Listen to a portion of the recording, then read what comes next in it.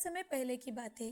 धनपुर नाम के गांव में मीरा अपने पति रामप्रसाद, दो बच्चे रिया और मोहन के साथ रहती थी। रामप्रसाद और मीरा ने घर वालों के खिलाफ जाकर शादी की थी, तो वो इसीलिए घर से दूर रहते थे।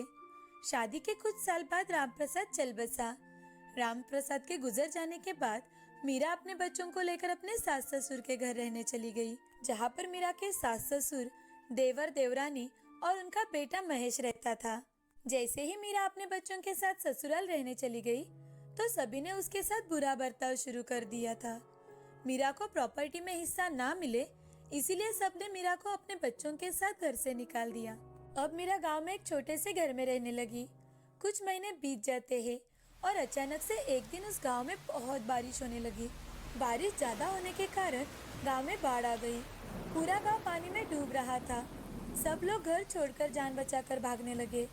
जिनके घर बड़े थे वो अपने घर के छतों पर जाकर बैठ गए। उस बाढ़ में मीरा की झोपड़ी बह गई।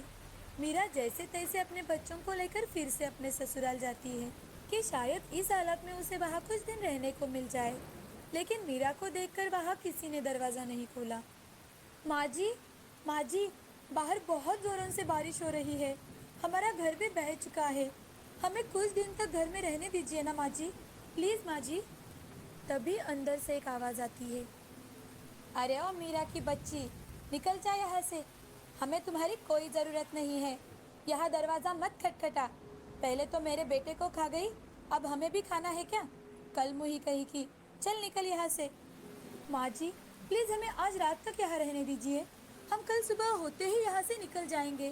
पूरे गांव में सब तरफ पानी भरा है, इसीलिए आप मुझे और मेरे बच्चों को यहाँ रहने दीजिए, प्लीज माँ जी। बिल्कुल नहीं, तुम हमारे घर में नहीं आ सकती। घर में घुसकर चोरी कर ली तो? चलो निकलो यहाँ से, चोर कही की। माँ जी, हम चोरी क्यों करेंगे?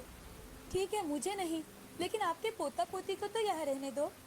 मीरा के ऐसे कहते ही अंदर से ससुर जी, ए मीरा की बच्ची, ज्यादा होशियार मत बन। चल निकल जा यहाँ से अपने बच्चों को लेकर। हमारा तुमसे कोई नाता नहीं है। अगर नहीं गई तो हमें तुम्हें धक्के देकर यहाँ से निकालना होगा। हमें हमारे साथ कोई बुरी याद नहीं चाहिए, समझी? मीरा बहुत रोई, गिड़गिड़ाई, लेकिन उसके ससुराल वालों को ना उसकी ना ही उसके बच्चों की कोई कदर थी। तभी मीरा की छोटी बच्ची मीरा से, माँ, अब हम क्या करेंगे? कहाँ रहेंगे? गांव में सब तरफ पानी है बेटा, और रामू काका दूसरे गांव से आज ही लौटे हैं। तो मैंने उनकी बात सुनी थी कि दूसरे किसी भी गांव में लोगों को आने नहीं दे रहे। अब हमारे पास पहाड़ी पर जाने के सिवाय कोई रास्ता नहीं है। माँ, अगर हम किसी गांव के बाहर एक पेड़ के नीचे रास्ते पर रहे तो? नहीं बेटा, गांव के लोग हमें वहाँ रहने नहीं देंगे, और वहाँ भी तो बाढ़ का पानी आ सकता है। हमें लोगों की नजरों से दूर पहाड़ी पर ही जाना होगा। हमारे नसीब में भगवान ने जो लिखा है वो होकर ही रहेगा। मीरा अपने बच्चों को लेकर पहाड़ी पर चली जाती है। पहाड़ी पर जाते ही मीरा देखती है कि पहाड़ी पर बहुत सारे बांस के पेड़ हैं और बहुत सारे फल के भी पेड़ हैं। तभी रिया मीरा से, माँ, यहाँ कितना अच्छा लग रहा है, और देखो खाने के लिए बहुत सारे फल भी है। अब हम यहाँ आराम से रह सकते हैं और पेट भर के फल खा सकते हैं। हाँ माँ, और यहाँ पर बाढ़ का पानी भी नहीं आ सकता। यहाँ पर अच्छी ठंडी हवा है और फल भी है। गांव में तो फल मिलते ही नहीं। अच्छा हुआ गांव में बाढ़ का पानी आ गया, इस कारण हम इतनी अच्छी जगह पर तो आ पाए। बच्चों, बाढ़ आना अच्छी बात नहीं है। बाढ़ के कारण जान और माल दोनों का नुकसान होता है। हम जंगल या पहाड़ी पर कहीं भी रह सकते हैं, लेकिन हमें यहाँ एक झोपड़ी बनानी पड़ेगी, नहीं तो जंगली जानवर हमें ही खा जाएंगे। मीरा बच्चों के साथ बात कर रही थी, तभी वहाँ पर उनके सामने एक घायल खरगोश आता है। मीरा उस खरगोश को देखकर उसे अपने हाथों से उठाती है और उस पर कुछ औषधि वनस्पतियों से लेप लगाकर उसे छोड़ देती है। तभी रिया, माँ, इस खरगोश को तो आपने औषधि लगा दी, लेकिन हम झोपड़ी कैसे बनाएंगे? हम लकड़ियों की मदद से झोपड़ी बनाएंगे। हाँ माँ, मैं अभी पेड़ के ऊपर चढ़कर लकड़ियाँ तोड़ता हूँ। नहीं मेरे बच्चों, पेड़ में भी तो जान होती है। हम उन्हीं की वजह से तो सांस ले पाते हैं ना, और उन्हीं से तो हमें फल मिलते हैं। हमें उन्हें काटना या तोड़ना नहीं चाहिए।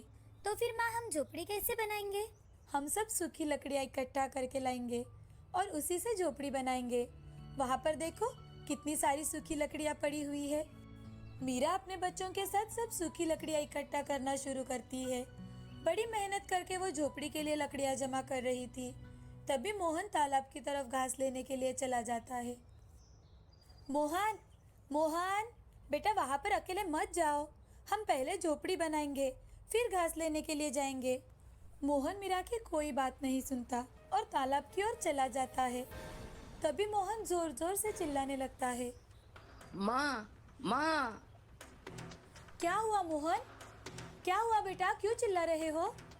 माँ, मुझे एक जहरीले बिच्छू ने काट लिया है। ये बात सुनकर मीरा और रिया दोनों रोते हुए मोहन की तरफ दौड़ते हैं और तभी मोहन बेहोश हो जाता है। मोहन, मोहन, तुम्हें क्या हुआ है? तुम उठ क्यों नहीं रहे हो? उठ जा मोहन। बेटा, बेटा उठ जा। हे भगवान, मैंने क्या बिगाड़ा है तुम्हारा? पहले मेरे पति को छीन लिया, फिर घर, और अब ये मेरे बेटे को भी मुझसे छीन लोगे? भगवान, मेरा बेटा मुझे लौटा दो। मैं आपसे विनती करती हूँ भगवान। तभी पेड़ों में से एक आवाज आती है। मीरा, मैं जादुई बास हूँ। मैंने तुम्हारी बातें सुनी।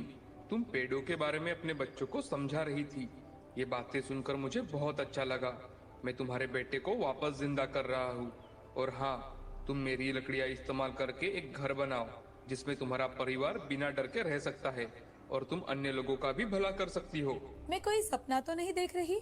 नहीं मीरा, ये कोई सपना नहीं है। मैं अभी तुम्हारे बेटे को ठीक कर दूंगा और जादुई बांस की लकड़ियां भी तुम्हारे सामने आ जाएंगी जिससे तुम अपना आलीशान घर बना सकती हो। और हाँ, जैसा तुम मन में सोचोगी वैसा ही घर बनकर तुम्हारे सामने आ जाएगा। बस तुम सिर्फ अपनी आंखें बंद कर लो। मीरा और रिया अपनी आंखें बंद कर देती है। आंखें बंद करने के बाद जादुई बांस से जैसा मीरा ने अपना घर सोचा था वैसा ही घर बनकर तैयार हो जाता है, जो दिखने में बहुत ही सुंदर था। तभी मोहन जिंदा हो जाता है। उसने अपनी माँ और बहन को आवाज लगाई। माँ, रिया दीदी। मोहन, तुम ठीक हो ना मेरे बच्चे? हाँ माँ, मैं तो ठीक हूँ। मुझे क्या हुआ? मैं तो सिर्फ सोया था, लेकिन तब तक आप दोनों ने मिलकर इतना सुंदर घर बना दिया। घर? कौन सा घर? दोनों मुड़कर पीछे देखते हैं तो वो भी हैरान हो जाते हैं, क्योंकि वहाँ बांस का एक शानदार जादुई घर था, वो भी बिल्कुल जैसा मीरा ने सोचा था। तीनों खुश होकर जल्दी से घर में जाते हैं। घर के अंदर जाने के बाद उन्हें वो घर नहीं, एक बड़ा महल लग रहा था। मोहन और रिया घर देखकर बहुत खुश हो जाते हैं। उन्हें घर बहुत पसंद आता है। अब वो तीनों वहाँ रहने लगे। उन्हें वहाँ किसी भी चीज की कोई कमी नहीं थी। अब उनके सारे दिन मजे से गुजर रहे थे। लेकिन दूसरी ओर बारिश रुकने का नाम ही नहीं ले रही थी। अब मीरा ने देखा कि बारिश इतनी ज्यादा हो रही थी कि लोग घबराकर अब पहाड़ी पर आने लगे थे। मीरा सबकी मदद कर रही थी। एक दिन मीरा की सासू माँ और ससुर को एक रेस्क्यू ऑपरेशन के द्वारा बाढ़ से बाहर निकालकर उन्हें पहाड़ी पर छोड़ दिया गया था। तभी मीरा के ससुर का ध्यान मीरा पर गया। अरे, ये मीरा ने तो यहाँ घर बना लिया है। अगर हम दोनों मीरा के घर में रहे तो हम दोनों सेफ रहेंगे। मीरा के सास ससुर भागते हुए मीरा के पास पहुँच जाते हैं और मीरा से, मीरा, मुझे माफ कर दो। हम दोनों को बचा लो। हमें तुम्हारे घर में ले लो मीरा। तभी मोहन मीरा के पास आकर मीरा से कहता है। नहीं माँ, हम इन्हें हमारे घर में बिल्कुल नहीं लेंगे। हम इनके सामने कितने रोए गिड़गिड़ाए, लेकिन इनको हम पर बिल्कुल दया नहीं आई। तो अब हम क्यों इन्हें हमारे घर में ले? बेटे, ऐसे नहीं बोलते। माँ जी, पिताजी, मोहन अभी छोटा है, कुछ भी बोल देता है। आप उसकी बातों पर ध्यान मत दीजिए।